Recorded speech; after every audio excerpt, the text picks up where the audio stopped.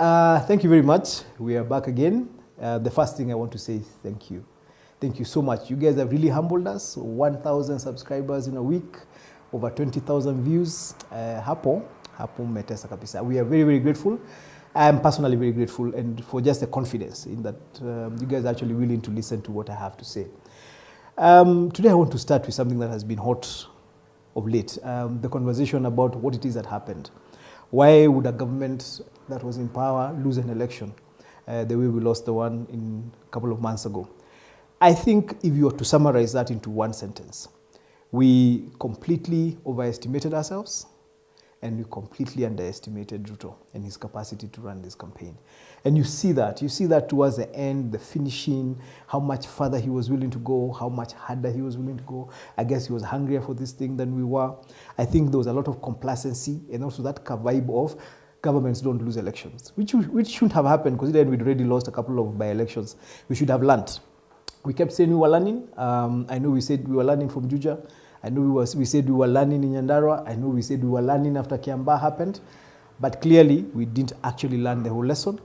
And RUTO took advantage of that. And that is why we had the kind of output we had. So when I see some of my former colleagues, especially guys in Azimio, pointing fingers, one of the things I also want to say is there was a lot of failure also from the Raila strongholds. You look at the kind of turnout that Nyanza had. We would have expected them to get to 75%. 80% when Uhuru was running both times. Mount Kenya had close to 90% turnout. Had that kind of turnout happened in Nyanza, in the western region of the country, I don't know what kind of results we would have had, but they certainly would have been better. And with a 200,000 vote margin, you never know. So anyway, these are the results we have. William Ruto is the president we have, and we're going to have to figure out how to fit and work within the reality that we have today. But in reality, as I said, we overestimated government and deep state and the system, and we underestimated the capacity that Kenya Kwanza brought to the equation. Something else I'd like us to talk about is this issue of criticism. One of the feedbacks I'm getting, I've been following the comments on this clip from last week, and you keep hearing people talking about, oh, mtu anatafuta kazi. If you give a recommendation, if you sound positive about government, if you're negative, I don't know why there's an expectation that if you're not in a government, the only thing you have to say is bad things. I think if we're going to grow this country, we have to learn how to be objective. If a government is doing something well, we need to be able to say they're doing something well. Remember, this government belongs to all of us. Whether you voted for it or not, this is our government. It's going to be the only government we have for the next 4.5 years, God willing. So I think I really, really want to urge all of us. And this is something I say both to the Kenya Kwanza supporters. If you see government doing something wrong, you should be able to say. To the Azimio side, if you see government doing something right, you should be able to say. This thing of looking like when you go in front of a television, in front of the media, or when you speak politics, somebody is able to know what you're going to say just because of where you are, I think is wrong. We are all free-thinking people. You should be able to stand up and say, this government has done a good job here. This government is failing here. This government can improve here. Because you're a Kenyan, and most of us are not in the government. Our work is to criticize it objectively, constructively, and I think we're going to go quite far. And on that aspect of criticizing, let me start with the positive ones. I said last week, we haven't done 100 days. So it's really, really hard to justifiably evaluate this government and be able to say they have failed.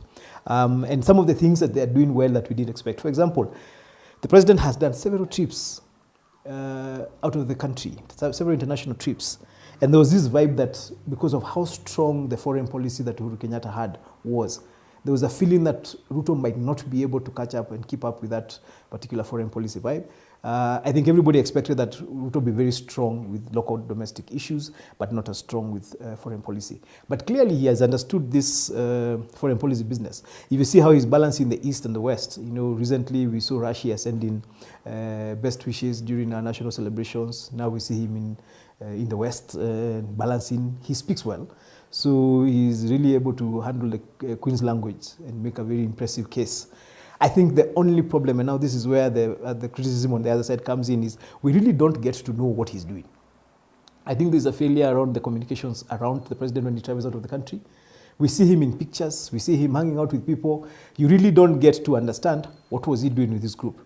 Why was he doing a small meeting with this group? Why is he in a big meeting with this group? What exactly has he come back with to the country? I think on this one, I'd like to urge the communications people around the president, you need to educate us, you need to inform us a lot more comprehensively when the president travels out. And we will be able to build up and be able to work with him, because when he goes out, it's us he's representing. So if he's able to do that, if we're able to get that information when he travels, I think we'll be very happy. We come back to our local politics. I think right now what we are watching is how everybody seems to be running away from Azimio. I saw my colleagues from Kiambu do a press conference and say now they are working with the president. I'm seeing the imploding that seems to be happening in Kanu. What can I say? I think first, a lot of the people, I remember listening to Chris Kirwa. Not Chris Kirwa, the former minister who had been an official, Mheshimiwa Kirwa. He was a member of UDA, and then near the end he moved to Azimio, and I remember he was received by Martha, and he was on TV recently, and he was very candid. He said, look, I didn't join Azimio to go to opposition. I joined Azimio because I believed it was going to form the next government. And I think for a lot of people, why we're seeing the kind of disassociation with Azimio is because most people who joined Azimio because they thought it was going to form government. Now it hasn't formed government, you don't know how to operate within the opposition spaces. You look at KANU, I don't know, except the time when KANU lost in 2002, I think KANU has done everything it can not to operate in opposition spaces. I don't know how Jubilee would operate in opposition spaces. So the disassociation with Azimio is not specific. I think it's just that thing of how do we operate in this space. Recently, we had this conversation about when Raila called for what you call public consultations. I mean, everybody had their own view of what that means. And we saw Jubilee very quickly dissociate itself. We saw KANU dissociate itself. What does that mean? We don't know. A lot of the people who are in Azimio expected to win the election. And once Azimio lost, they don't know what to do about it. So I suspect that at the end of this process, what we're going to be left with is ODM within the opposition benches. And I suspect that Azimio, because already President RUTO has been very clear that he's going to do quite a bit of evangelizing in ministry to reach out to people and bring them into government. I suspect that is what we're going to see in coming days. So I don't think Kenyans should be shocked. Most people go into politics to win. Most people go into politics to be in government. And once you find yourself outside government, you find a way of getting into government. Because also only through government are you able to actually add value and deliver to people. However, opposition is also a useful place to be if you can be an objective and issue-based opposition. The problem we have is a lot of our opposition has been you oppose whatever government has done. And you use that as a platform to build yourself. It doesn't matter whether it's doing the right thing or the wrong thing. I mean, like I was thinking about this thing that Eliud Owalo is doing of setting up Wi-Fi in markets.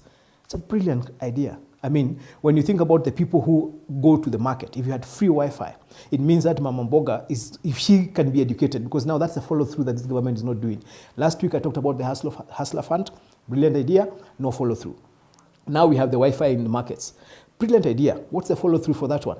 Please have somebody go to the market and educate people how they can use online to build their business. How a Mama Mboga can set up a WhatsApp group where she can be of her clients. Now WhatsApps can go up to 500 people. Can you imagine if a Mama Mboga has 500 people in a group and she's able to update them every single morning about what she has? Niko na mboga, niko na kitunguu ya hii pesa. What she's going to do, she's going to build up that market to a point where people will be coming to her, not just to look at what she has. They'll be coming to her because they know what she has. So if you're going to give markets free Wi-Fi, please follow through. Go into that market as government, because government has people who can train, organize training sessions, short training sessions, do some paperwork, some brochures. Let somebody know this is how you use free Wi-Fi to build your business in the market. But the idea of free Wi-Fi in market, good idea if it can be followed through. We will not be doing this long one. So I'm going to try and wrap this up by coming back down to our local politics. I told you I'm going to do everything I can to help Rigathi Gachagua as he continues to implement and to run, to support the president to run the government. And part of that is being able to point out positives. Negatives nitamwambia peke yake. Positives, I'm going to put them over here. And one of the things I must say that he has done, he had worried us a bit at the beginning when he said that hii serikali itakuwa watu ya Kenya Kwanza, and then only after all the Kenya Kwanza people have fitted will they start thinking about the other people. He's since changed that position. You see somebody who is doing everything he can to reach out to people who are not necessarily in this government. You hear him, as much as he does it in his own way, there's a way he does it and you're left wondering, okay, was that a compliment or it was a cut?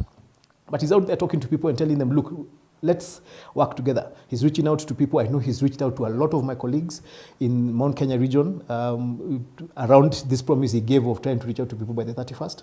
I urge him and all the other people who are in government. This country is one. And we must learn that after every election, the first thing the new government should do is deliberately go out of its way to reach out to the people who are on the other side and bring them on board. If we can do that every time we do an election, so that we are all moving forward, first, the resistance will be less. Second, the support of new government will be higher. And remember, every new government is going to make mistakes. So if you reduce the hostility by reaching out to people and be magnanimous in victory, then it's your work is going to be easier, even as you make your mistakes and as you settle down your government. So congratulations. We keep waiting. I suspect we'll not do another political conversation before the new year. So I want to wish everybody happy holidays, Merry Christmas, Happy New Year. Please be careful, drive safe. Wale wanakunywanga na si chai, tafadhali please drink responsibly. Let's remember January is coming. We have 2 weeks and then January is here. School fees is high. We're going to be taking people to new grades. Please be careful. But let's enjoy this season. And as a Christian, I want to tell you, let's remember the reason for this season. The reason for this season is not just eating chapati and mbuzi. But kama mnatafuta mbuzi, hapa Ruare, we have good choma. And now we're actually doing deliveries for a full mbuzi. So please reach out to us if you're around us, and we'll be able to do that mbuzi to you. Meanwhile, Merry Christmas again, Happy Holidays. See you in the new year, God willing. Asanteni sana.